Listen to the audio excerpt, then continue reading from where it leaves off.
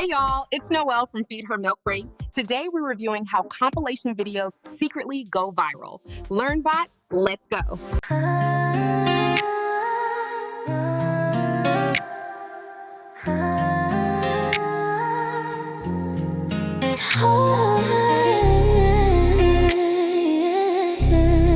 All right, let's get right into it. Have you ever been scrolling through YouTube, you see some sports video with a kind of wild title, millions and millions of views, and you just stop and think, how? How does that even happen?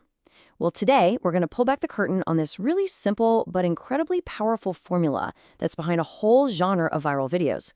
We're going to deconstruct the compilation machine. And that's the big question, right? You see these professionally produced, super high-quality videos struggling to get views, and then a video that's basically just a slideshow of pictures with some music just completely blows up. It feels like it makes no sense, but trust me, there is a very, very deliberate strategy going on here. So to get to the bottom of this, we're going to zero in on one specific type of channel as our case study. You've probably seen channels just like this one. They're all about rankings, highlights, and our example is a channel type perfectly summed up by the name Women Football Comps. Now, what's really fascinating is that you don't have to watch hours and hours of their videos to figure out what they're doing.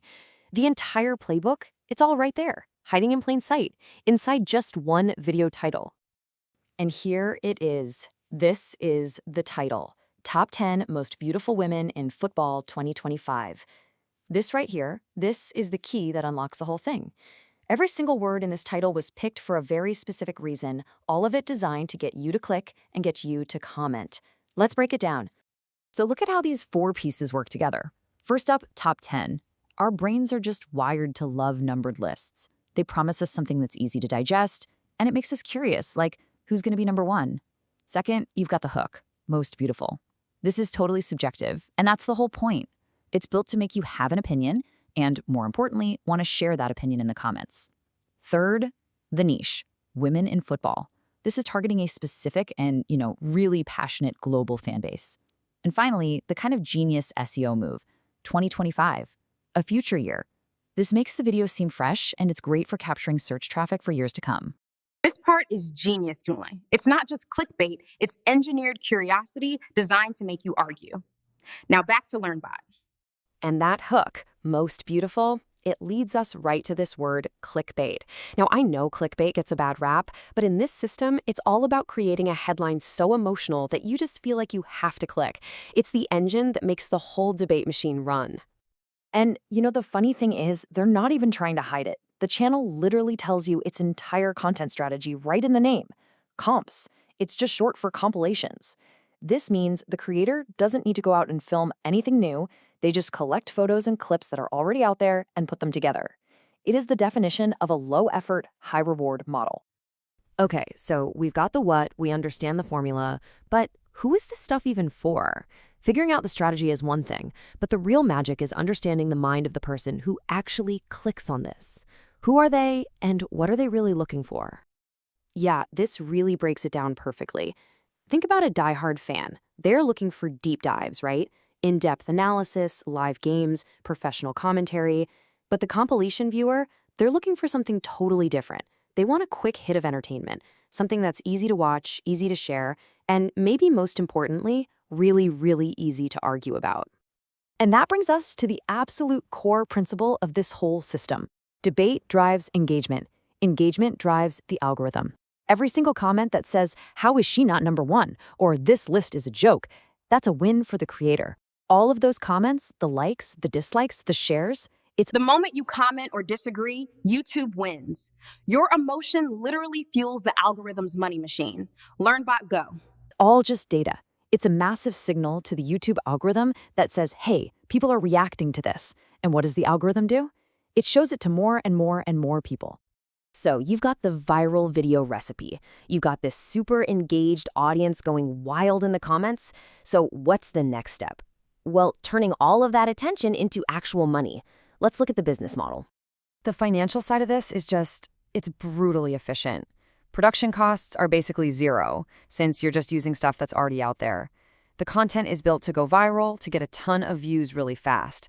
And that top 10 format is perfect for keeping people watching, because they want to see who ends up at number one. And then, of course, all those views get turned into cash directly through YouTube's ad system, AdSense.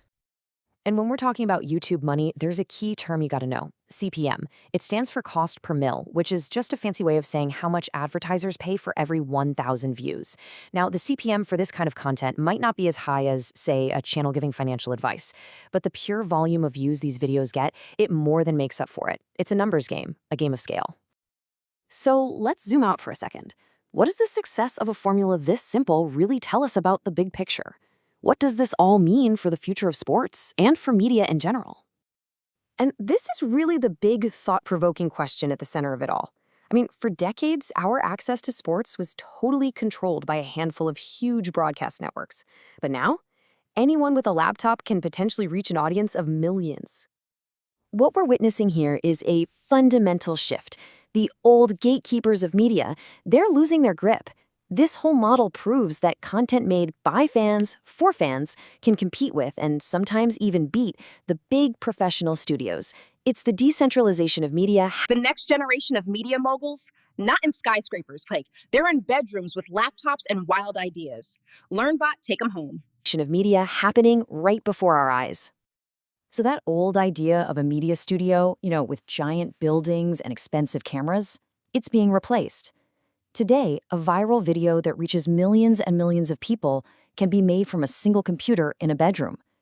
In this new media landscape, the biggest, fastest, most powerful studios, they're in our bedrooms. And that changes everything.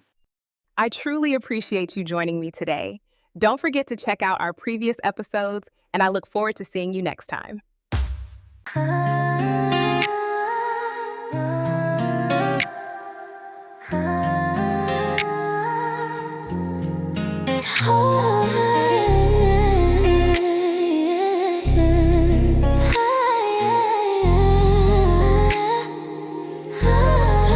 Freedom, pour a little wisdom, sip a little thrill, hood education.